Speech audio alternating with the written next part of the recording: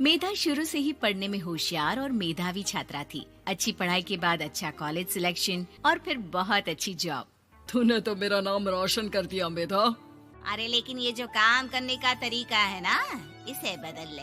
18 घंटे काम करेगी तो कल को बच्चा कैसे संभालेगी? तुम्हारी तरह पागल नहीं हूँ माँ, जो बच्चे और परिवार में फंस जाऊँ। मैं तो जिंदगी खुल कर जीऊंगी। सब कहने की बात होती है बेटा, अपने बच्चे का सुख हर कोई चाहता है। वक्त बीतता है और मेधा की शादी हो जाती है। शादी के कुछ सालों में ही मेधा एक सुंदर से बेटे की माँ बन जाती है। अरे यार, मेरी मैटरनिटी लीव खत्म हो रही है, क्या करे? माँ भी नहीं आ सकती, कैसे मैनेज करूँ? ऐसा करते हैं, इसके लिए एक केयर टेकर रख लेते हैं, वो देखा करेगी इसे। मेधा को पति की बात जंच जाती है और वो केयर टेकर की तलाश शुरू कर देती है। एक दिन उन लोगों के घर एक महिला आती है जो दिखने में पढ़ी लिखी लगती है। जी, क्या काम है आपको? मैम, मेरा नाम स्नेहा है। आपका एड देखा केयर टेकर का, क्या मैं आपके यहाँ काम कर सकती हूँ? हाँ, क्यों नहीं, लेकिन आप तो अच्छे घर की लगती हैं, फिर नौकरी क्यों? दरअसल मेरे ससुराल वालों ने मुझे घर से निकाल दिया क्योंकि मैं माँ नहीं बन सकती और माता पिता भी नहीं है इस दुनिया में। तो अरे कोई बात नहीं, तुम लक्ष्य को ही अपना बच्चा समझो और यहीं रहना, और किसी भी चीज की जरूरत हो ना तो बता देना।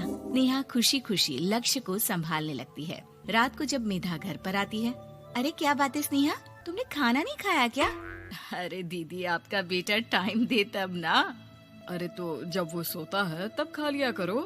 तब तो मैं इसके पास ही बैठी रहती हूँ। कोई मच्छर या कीड़ा काट ले लक्ष्य को तो अब आप पकड़ो, मैं खाना खा लेती हूँ।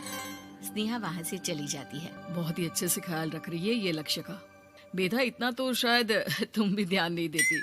मेधा को पति की बात बुरी तो लगती है, लेकिन कुछ नहीं कहती। धीरे धीरे स्नेहा मेधा और उसके पति के साथ बाहर भी जाने लगी। सुनो, स्नेहा को भी बाजार ले चलते हैं, वो क्या है ना, लक्ष्य को देख लेगी जब तक मैं शॉपिंग कर लूंगी। हाँ चलो, वैसे मैं चाह रहा था कि लक्ष्य को लेकर हम दोनों ही चलते।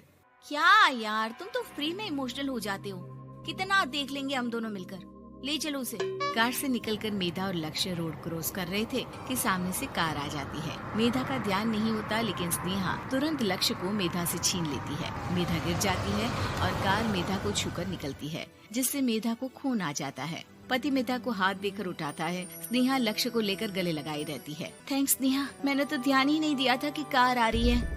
स्नेहा का गुस्सा मालकिन पर टूट पड़ता है। अरे कैसी माँ है आप, अगर आज कुछ लक्ष्य को हो जाता तो मैं आपको कभी माफ नहीं करती। छोटा सा बच्चा है, उसे चोट लगती है तो पता है कितनी तकलीफ होती है। पति भी स्नेहा को देखने लगता है कि उसे क्या हो गया। मेधा को स्नेहा पर काफी गुस्सा आ जाता है। घर आकर कहती है, देखो स्नेहा, माना तुम लक्ष्य को बहुत प्यार करती हो, लेकिन वो मेरा बेटा है, मैं कभी जानबूझकर उसके साथ बुरा नहीं कर सकती, समझी? मुझे माफ कर दीजिए, मैं लक्ष्य को लेकर कुछ ज्यादा ही सेंसिटिव हो चुकी हूँ। मैं ध्यान रखूंगी कि आगे से ऐसा ना हो। मेधा का मन स्नेहा से अब हटने लगा था। एक शाम मेधा ऑफिस से घर आती है कि लक्ष्य उसे दिखाई नहीं देता और न ही स्नेहा। वो स्नेहा के कमरे में जाती है जहाँ दोनों सो रहे होते हैं। अरे स्नेहा, लक्ष्य को आज इस कमरे में क्यों सुला दिया? दीदी, मुझे नींद आ रही थी, ऐसे में उसे कमरे में अकेले लिटाना मुझे ठीक नहीं लगा। मेधा बच्चा उठाने लगती है कि स्नेहा टोक देती है। रहने दीजिए ना दीदी, सो रहा है, फालतू में नींद खराब हो जाएगी। मेधा को गुस्सा आ जाता है और वो बच्चा उठाकर वहाँ से चली जाती है। अगले दिन मेधा स्नेहा को बुलाती है, साथ में एक और लड़की खड़ी होती है। स्नेहा, अब तुम अपना कुछ और देख लो, हम लोगों को नई केयर टेकर मिल गई है, तुम इस हफ्ते घर छोड़ देना। स्नेहा का मन लक्ष्य को छोड़ने का नहीं करता, लेकिन नौकरी तो नौकरी होती है ना। स्नेहा घर से चली जाती है। धीरे धीरे महीने और साल बीतते जाते हैं और लक्ष्य एक नौजवान लड़का हो जाता है। लक्ष्य, आज मुझे मंदिर जाना है, ले चलोगे? ठीक है माँ, एक काम करके अभी वापस आता हूँ, तब तक आप और पापा दोनों तैयार हो जाइए। दोनों तैयार होकर बैठ जाते हैं, लेकिन लक्ष्य काफी देर तक नहीं आता। अरे मेधा, फोन तो करो लक्ष्य को, देखो क्या हो गया उसे। मेधा फोन करती है तो पता चलता है कि लक्ष्य का एक्सीडेंट हो गया है और वो सिटी अस्पताल में है। जल्दी चलिए, पता नहीं कैसा होगा मेरा बेटा। अरे चिंता ना करो, सब ठीक होगा, मैं अभी कार निकालता हूँ। दोनों मियाँ बीवी अस्पताल पहुँचते हैं, जहाँ वो लोग देखते हैं कि लक्ष्य बिस्तर पर पड़ा होता है। एक महिला इन्हें यहाँ लेकर आई है, वो वहाँ बैठी है, लेकिन फिलहाल तो आप लोगों को इनके लिए किडनी का प्रबंध करना होगा। एक्सीडेंट में इसकी किडनी डैमेज हो गई है। मेरी ले लीजिए डॉक्टर साहब, मेरे बेटे को बचा लीजिए। नहीं नहीं, आप माँ हैं, आपकी नहीं ले सकते, पिता की भी नहीं।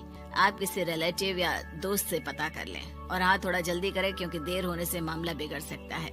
मेधा बैठकर रोने लगती है कि वहाँ डॉक्टर आ जाते हैं। जिस औरत ने आपके बेटे को यहाँ भर्ती कराया था वो अपनी किडनी आपके बेटे को देना चाहती है। हाँ? कौन है वो? कहाँ है वो? तभी वहाँ स्नेहा आ जाती है। स्नेहा तुम? मैं लक्ष्य को पहचान नहीं पाई थी, लेकिन आप लोगों को देखकर समझ गई कि ये लक्ष्य है, इसलिए वापस आ गई। मैं अपनी किडनी आपके बेटे को देना चाहती हूँ। मेरी अपनी तो कोई औलाद नहीं, लेकिन लक्ष्य में मैंने हमेशा अपना बच्चा देखा। तुम धन्य हो स्नेहा, जो इतने साल में भी लक्ष्य को भूल नहीं पाई। सही मामले में तो वो तुम्हारा ही बच्चा होगा, क्योंकि जन्म भले ही मैंने दिया हो, लेकिन आज तुम उसकी जिंदगी